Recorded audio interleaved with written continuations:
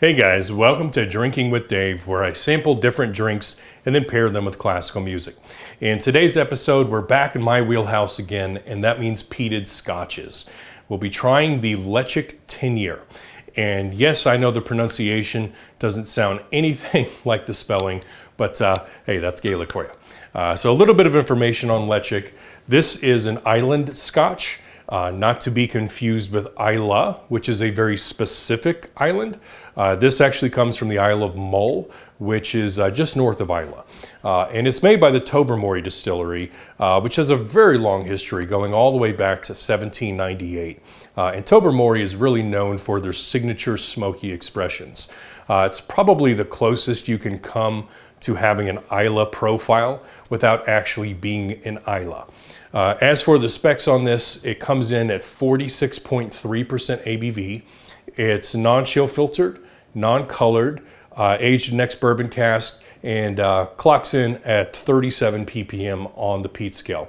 So overall, some really nice specs here. Nothing to complain about so far. Let's see what's on the nose.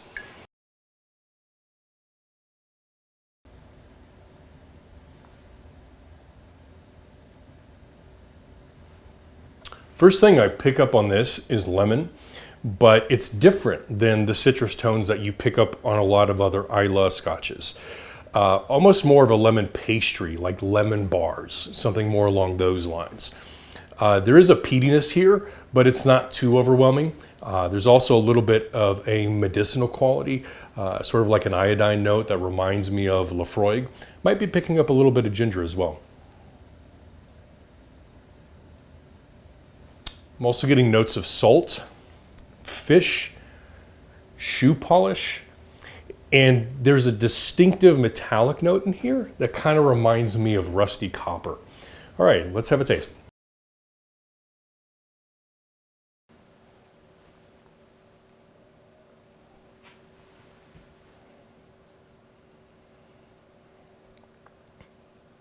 No real surprises on the palate.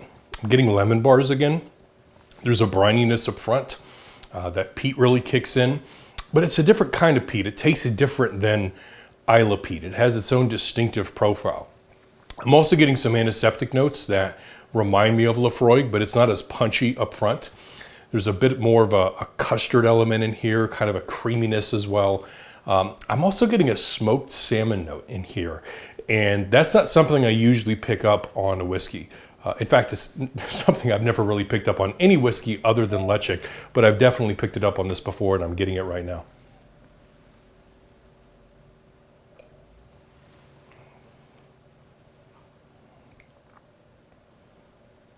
The finish is interesting.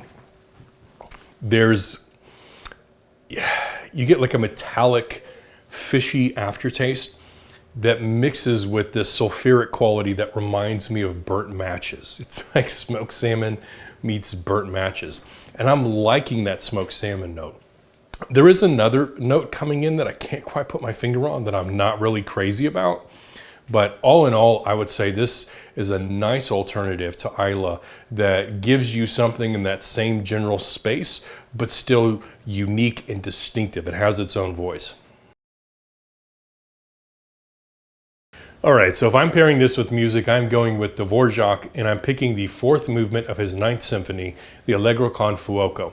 And as always, I'll leave a link down in the description below if you want to check that out.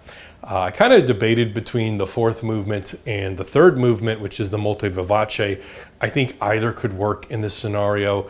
But as for the Allegro con Fuoco, it announces itself right away and then settles into this pretty catchy theme. The melody itself almost has a folksy quality, but there's a lot of clarity and decisiveness in the brass. It's big and boisterous, but not over the top, and still very accessible, and that's what I pick up in the Ledaig.